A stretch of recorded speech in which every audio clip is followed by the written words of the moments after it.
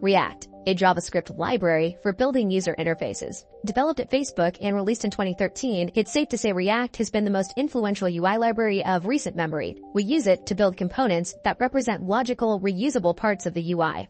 The beauty of React is that the simplicity of building a component has been brought down to its theoretical minimum. It's just a JavaScript function. It's so easy, a caveman could do it. The return value from this function is your HTML or UI, which is written in a special syntax called JSX, allowing you to easily combine JavaScript with HTML markup. If you want to pass data into a component, you simply pass it a props argument, which you can then reference inside the function body or in the UI using braces. If the value changes, React will react to update the UI. If we want to give our component its own internal state, we can use the state hook. The hook is just a function that returns a value as well as a function to change the value. In this case, count is our reactive state and setCount will change the state. When used in the template, the count will always show the most recent value. Then we can bind setCount to a button click event so the user can change the state.